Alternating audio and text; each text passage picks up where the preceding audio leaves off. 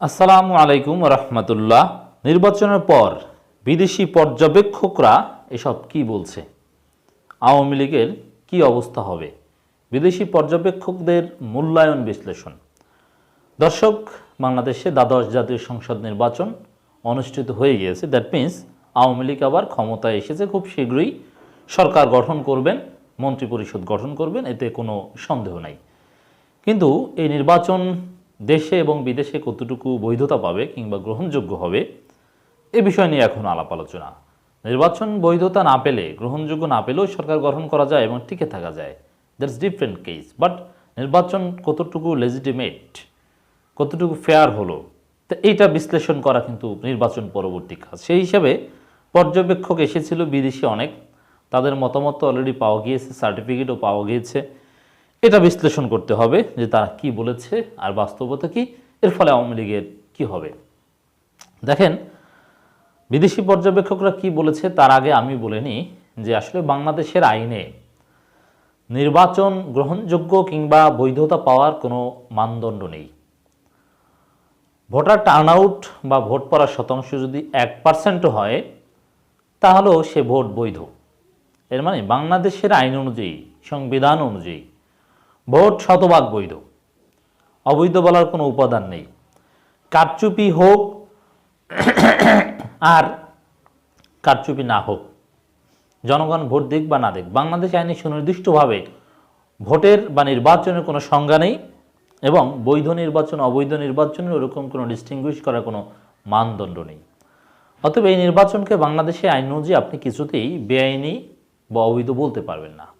এটা হচ্ছে একটা বিষয়। কিন্তু গণতান্ত্রিক চেতনা, পিপলস পারসেপশন অ্যান্ড রিয়ালিটি বলে এই নির্বাচন জনগণ কর্তৃক প্রত্যাখ্যাত হয়েছে, নির্বাচনে ব্যাপক কারচুপি হয়েছে। এটাকে কোনো নির্বাচন বলা যায় না, কারণ কোনো প্রতিযোগিতা ছিল না, বিকল্প প্রার্থী বেছে নেওয়ার কোনো সুযোগ ছিল না। আওয়ামী লীগ নিজেরা আমরা আর মামুরা বা ডামি নির্বাচন, dummy line, dummy voter, dummy প্রার্থী, এগুলো ছিল।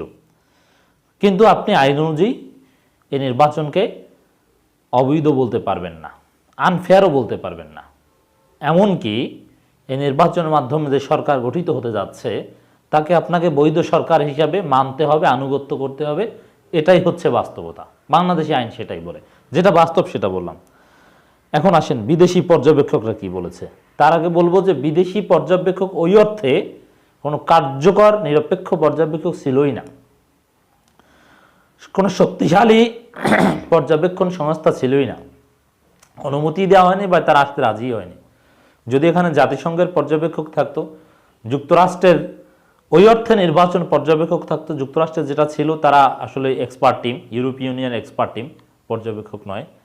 তাদেরকে সহজ বাংলা পর্যবেক্ষক বলা যায়, কিন্তু ইলেকশন অবজারভেশন বলতে যা বোঝায় একবারে পোলিং ডেতে যেটা অবজার্ভ করায় সেরকম ছিল না। তার সামগ্রিক একটা প্রক্রিয়া অ্যাসেসমেন্ট করতে এসেছে।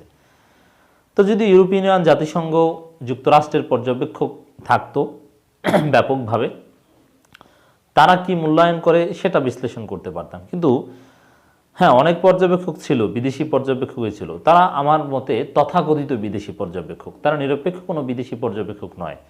যারা পর্যবেক্ষক হিসেবে এসেছিলেন, এটার অর্থ হচ্ছে, বা আমি যেভাবে বলতে চাই, যে তাদেরকে অনেকটা ডেকে আনা হয়েছিল বা কিনে আনা হয়েছিল, তাদেরকে ভাড়ায় খাটানো হয়েছিল। আরেকটু খারাপ ভাষায় বললে রাশিয়ার পর্যবেক্ষক, চীনের পর্যবেক্ষক, ভারতের পর্যবেক্ষক, তারা কি আর বলবে। তারা তো নির্বাচন যেভাবেই হোক, ভোট রাতে হোক, দিনে হোক, ভোট হোক বা না হোক, সেটাকে তারা জায়েজ হিসাবে ফতোয়া দেবেই। এটা তো সহজ অনুমেয়। অতএব এই পর্যবেক্ষকরা কি বলছেন এটা মোটেও বিবেচ্য বিষয় বা ইম্পর্টেন্ট কিছু নয়, এর আলাদা কোনো প্রভাব নেই। নির্বাচন যেরকম হয়েছে সেরকমই। তাতে ওই পর্যবেক্ষকদের সার্টিফিকেট পাওয়া না পাওয়ার উপর সরকার যেখানে গ্রহণযোগ্য করতে চায় নির্বাচন, মানে পশ্চিমাদের কাছে, তাদের কাছে আলাদা কোনো ইম্প্যাক্ট ফেলতে পারবে না। কমনওয়েলথ তো বিচ্যুত সংগঠন, আদর্শচ্যুত সংগঠন, অতএব তারা কি বললো সেটা ইম্পর্টেন্ট নয়। এখানে স্বাধীনভাবে যুক্তরাষ্ট্র বা ইউরোপীয় ইউনিয়ন বা জাতিসংঘ পর্যবেক্ষণ করছে। তারা বিভিন্ন মানবাধিকার সংগঠন বা নির্বাচনের পরে আরও অনেক কিছু একত্র করে তারা সিদ্ধান্ত নেবে। অতএব এই পর্যবেক্ষকরা কি বললো সে বিষয়টা ইম্পর্টেন্টই নয়। যেমন দেখেন, ওই কথার কথা, মরিশাস কিংবা উগান্ডার পর্যবেক্ষক কি বলল। এই উগান্ডার পর্যবেক্ষকদের, যে দেশে গণতন্ত্র নেই ওই দেশের পর্যবেক্ষকদের কি বা সক্ষমতা অত্যন্ত দুর্বল। তাদের পর্যবেক্ষণ রেজাল্ট এটা কি মোটেই ইম্পর্টেন্ট হতে পারে? কখনোই না। তো তাদের পর্যবেক্ষণ আমরা পেয়েছি। নির্বাচনে সন্তুষ্ট বিদেশি পর্যবেক্ষকরা এই বক্তব্য কখন দিয়েছে? নির্বাচনের ফলাফল ঘোষণা হওয়ার আগেই দিয়েছে। এর মানে ফলাফল ঘোষণা চলছে, যার গণনা চলছে, কিছু কিছু জায়গার ফলাফল আসছে, ওই সময় সংবাদ সম্মেলন করে বলে দিল নির্বাচন নিয়ে সন্তুষ্ট বিদেশি পর্যবেক্ষকরা।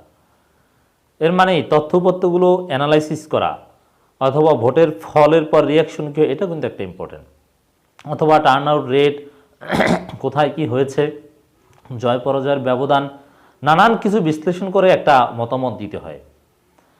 তো 2-4 জন পর্যবেক্ষক 2-4টা সেন্টারে ঘুরলো, আর ফলাফল কোনো তথ্য উপত্য কিছু নাই, মুখস্থ কথা বলে দিল যে সন্তুষ্ট। এর মানে বোঝাই যায় তাদের সন্তুষ্টি প্রকাশ করার ধরন দেখে, তাদের অ্যাসেসমেন্ট রেজাল্ট প্রকাশ করার ধরন দেখে, এটা মুখস্থ কথা, ভাড়ায় খাটানো হয়েছে, একটা সার্টিফিকেট দিতে হয়, বলে দিয়ে চলে গেল। এটা আসলে কোনো পর্যবেক্ষণ হয় নাই, তারা যেটা বলেছে এটা হচ্ছে বাস্তবতা। দ্বাদশ জাতীয় সংসদ নির্বাচনে ভোট গ্রহণ নিয়ে সন্তুষ্টির কথা জানিয়েছে নির্বাচন পর্যবেক্ষণ করতে আসা বিদেশি পর্যবেক্ষকরা। এরা আসলে কেমন বিদেশি? ভারতকে তো আবার অনেকে বিদেশ মনে করে না। গত রোববার 7 জানুয়ারি বিকাল 5টায় রাজধানীর হোটেলে প্যান প্যাসিফিক সোনাগাঁও আয়োজিত সংবাদ সম্মেলন করে কমনওয়েলথ, ওআইসি, রাশিয়া, ফিলিস্তিন, গাম্বিয়া সহ বিভিন্ন দেশের পর্যবেক্ষক দল। সেখানে তারা নির্বাচন নিয়ে তাদের পর্যবেক্ষণ তুলে ধরেন। এর মানে নির্বাচন ভোট শেষ হয় 4টায়, আর 5টার মধ্যেই তারা তাদের মতামত তুলে ধরেছেন। তাহলে বুঝতেই পেরেছেন যে তারা কি মতামত দিতে পারে আর কি পর্যবেক্ষণটা করেছে। আর ফিলিস্তিন, তাদের কি সক্ষমতা আছে পর্যবেক্ষণ করার, তারাও পর্যবেক্ষণ। এই যে ওআইসিভুক্ত দেশ, বেশিরভাগ একটা বড় অংশ রাজতন্ত্র, নির্বাচনই নেই, গণতন্ত্র নেই, গণতন্ত্রের সংজ্ঞাই তারা বলতে পারবে না। সেই ওআইসিভুক্ত দেশ, ওআইসি, তাদের পর্যবেক্ষণ। কমনওয়েলথ তো বলেছি আগেই তাদের সম্পর্কে। গাম্বিয়া, এখানে ইসের নামটা আসেনি, উগান্ডার নামটা তো বাংলাদেশে খুব ইম্পর্টেন্ট। তো এই হচ্ছে অবস্থা, গাম্বিয়া, রাশিয়া, ফিলিস্তিন, তো এরা পর্যবেক্ষণ করতে এসেছে, আর এরা মুহূর্তের মধ্যে একেবারে ডিজিটাল গতিতে, সুপারসনিক গতিতে তারা পর্যবেক্ষণের ফলাফল বলে দিল। অথচ এটা যাচাই বাছাই করে মতামত দিতে অনেক সময় লাগার কথা ছিল। আর তারা ওই অর্থে তাদের সক্ষমতা দুর্বল, এদের এই কথার তেমন কোনো ভ্যালু নেই। সংবাদ সম্মেলনে তারা বলেন, বাংলাদেশের নির্বাচনে আমরা সন্তুষ্ট। ভোটার এবং প্রার্থীর এজেন্টদের সঙ্গে আমরা কথা বলেছি। কতজনের সাথে কথা বলেছি, কিভাবে স্যাম্পলিং করেছে, এটা কোনো রিসার্চ ম্যাথোডোলজি হলো না। তারা যেভাবে বলার চেষ্টা করেছে, পর্যবেক্ষক হিসাবে সহিংসতার কোনো চিহ্ন আমাদের চোখে পড়েনি, সারা দেশে শান্তিপূর্ণ পরিবেশে নির্বাচন হয়েছে। ওরে বাবারে, কেমন ভাড়ায় খাটলে এই ধরনের সার্টিফিকেট দিতে পারে? অথচ দেশ ছিল তোলপাড়, 2 জন নিহত, অসংখ্য আহত, গুলি, ভোট কারচুপি, প্রকাশ্যে সিল মারা, হাজারো ঘটনা, দামি লাইন, আর বলে যে কোনো সহিংসতার চিহ্ন আমাদের চোখে পড়েনি। মানে চাপাবাজির একটা লিমিট থাকে, ভাড়ায় খাটার একটা লিমিট থাকে। অতএব এটা কি বলবো দর্শক, বুঝতেই পেরেছেন যে কেমন পর্যবেক্ষক আর তারা কি বলেছে।